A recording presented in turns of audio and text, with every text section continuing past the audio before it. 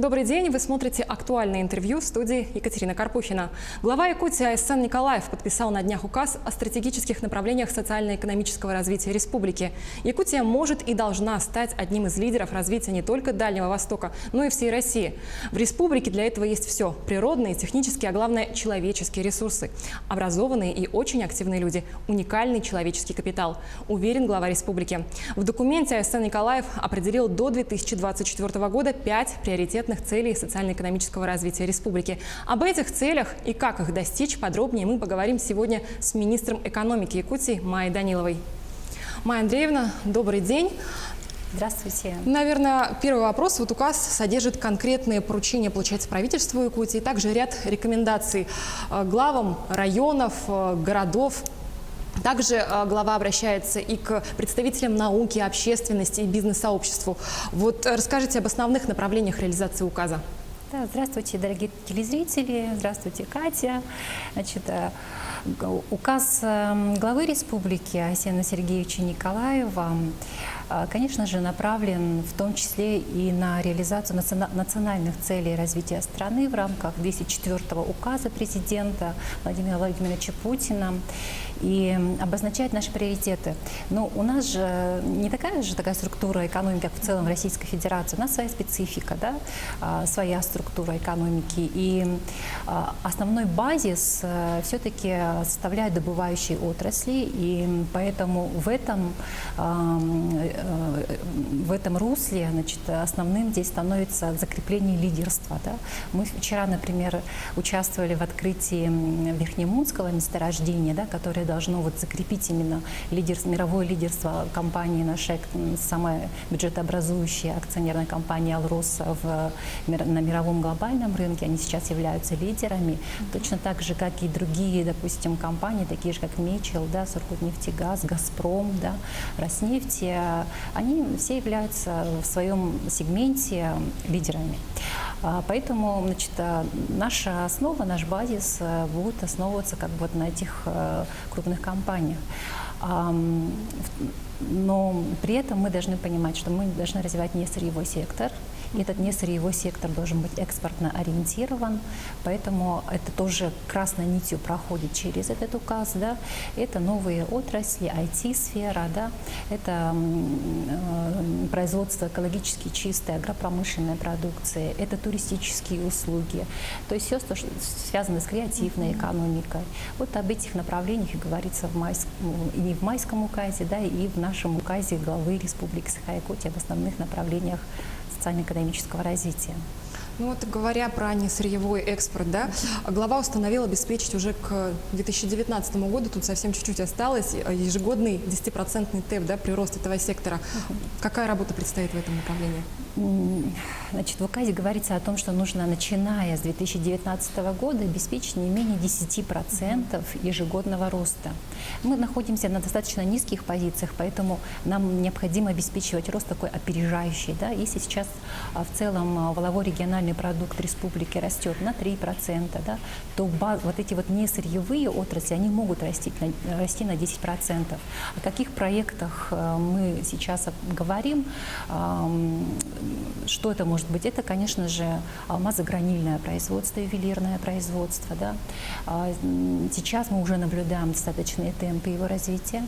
Это туристический комплекс, да, это туристические услуги, и связанные с этим финансовое оздоровление, допустим, нашей авиакомпании «Якутия». Да? Это, конечно, все взаимосвязано, это все должно рассматриваться в неком комплексе развития.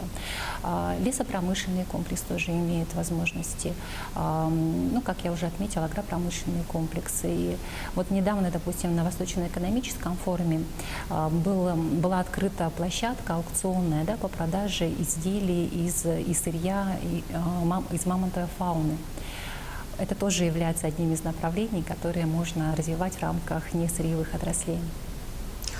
Также для повышения производительности труда на предприятиях, получается, несырьевых отраслей экономики республики к 2024 году планируется повысить, да, на 25% производительность труда и создать центр компетенции по повышению производительности труда. Вот какие, наверное, уже шаги по созданию центра сейчас предприняты?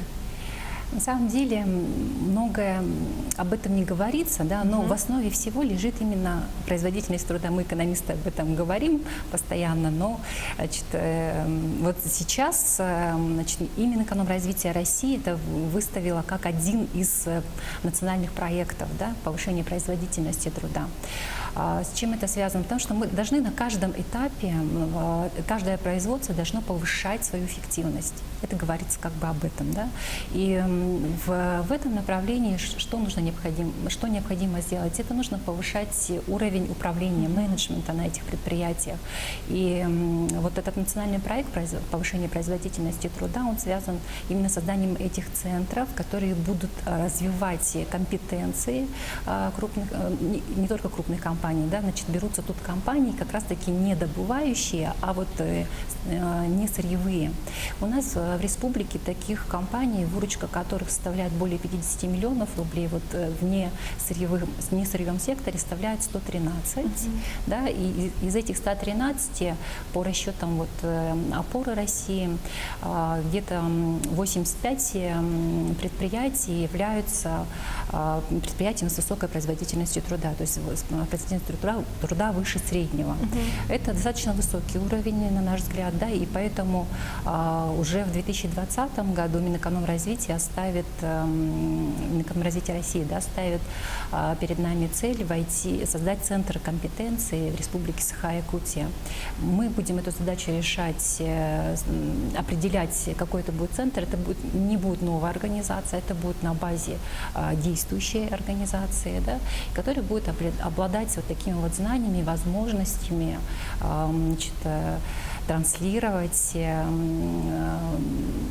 возможности повышения производительности труда в компаниях, улучшать менеджмент на другие отрасли. То есть положительно скажется на ситуации, которая у нас складывается сейчас на рынке труда? Да, производительность труда, конечно, связана и с поддержкой занятости населения, да, и это тоже является одним из мероприятий вот этого национального проекта. Вы упомянули уже обозначенную указом задачу по вхождению в топ-20 национального рейтинга инвестиционного климата регионов.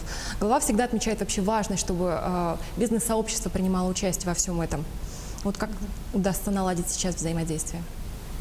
Это очень амбициозная задача улучшения национального инвестиционного климата в условиях республики. Да, мы тоже много говорим, это же есть объективные факторы. Да, у нас недостаточно развитая инфраструктура, да, транспортная, энергетическая инфраструктура. Но есть ряд других сфер, да, вот, допустим, там, регистрация собственности, регистрация самого бизнеса, да, там, подключение к электросетям, газосетям, значит, то, что реально можно улучшить. Да, и это на самом деле делается.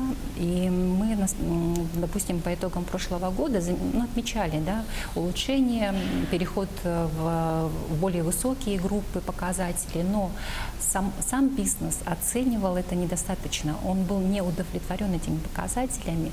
И мы, конечно, считаем, что, с одной стороны, это, возможно, некая субъективная оценка. Да, вот мне сегодня не очень хорошо, у меня бизнес развивается, да, а у меня спрашивают, значит, о том, значит, что я делала полгода, как я регистрировала свое предприятие или, допустим, как я регистрировала собственность. У меня просто сейчас бизнес плохо развивается. Ну и, конечно, он будет не удовлетворен в целом. Да? Поэтому здесь в большей степени нужно говорить, и не только говорить, а налаживать взаимодействие. Да? Об этом говорит глава республики с бизнес-сообществом. Но каким образом это можно сделать? Как наладить это сотрудничество с бизнесом? На самом деле у нас очень активный бизнес. Он активно выступает, говорит о своих проблемах. Да? Надо его просто слышать и слушать.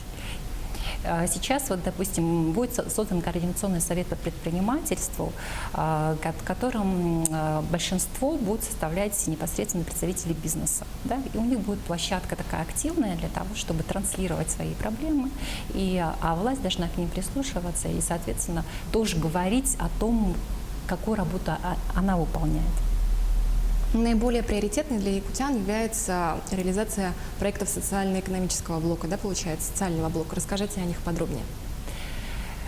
Да, это очень чувствительная тема, и в указе главы республики, значит, очень большое внимание уделено именно социальной инфраструктуре, да, и жилищной инфраструктуре. Вот в рамках национального проекта «Жилье» республика добилась того, чтобы, значит, объем финансирования в рамках этого проекта составил, ну, рекордную сумму, да, среди субъектов Российской Федерации, это 60 миллиардов рублей. Благодаря этим средствам будет, значит, ликвидировано 920 тысяч квадратных метров аварийного и ветхого жилья, да, и 50 тысяч человек улучшат свои жилищные условия. Социальная инфраструктура для очень многих улусов, да, наследников связана с созданием объектов детских садов, да, школ. В городе Якутске это очень острая проблема, и мы сейчас тоже видим возможности уже, значит, создания второго проекта государственно-частного партнерства. Оно будет уже муниципально-частным партнерством, да, в большей части в городе Якутске. И новые, сейчас определяется перечень объектов города Якутска и отдельных улусов, которые войдут в этот новый проект муниципально-частного партнерства. Кроме этого, это будет прямое бюджетное финансирование. Да, мы будем работать с федеральным центром в рамках федеральных государственных программ, значит, добиваться включения наших школ и наших детских садиков в федеральные программы. А какой инфраструктурный проект имеет наибольшее значение для республики? У всех на слуху, конечно, это Ленский мост. Да. Сейчас изменились подходы к поиску инвестора для строительства этого моста через реку Лена. И сейчас уже мост рассматривается не как отдельный инфраструктурный объект, который объединяет город с большой землей, да, но это и часть Северного широтного пути, которая объединяет федеральную автодорогу Вилюй, в зоне притяжения, которой находятся колоссальные просто месторождения нефти, и газа, значит, и алмазов, да, и федеральную автодорогу Колыма с выходом на Охотское море. И вот в этом ракурсе, и вот в этой постановке вопроса и ведется работа по поиску инвестора. Майя Андреевна, большое спасибо, что ответили на наши вопросы. А я напомню, что это было актуальное интервью, и говорили мы об указе главы Якутии Айсена Николаева о стратегических направлениях социально-экономического развития региона до 2024 года. Всего доброго. Давай.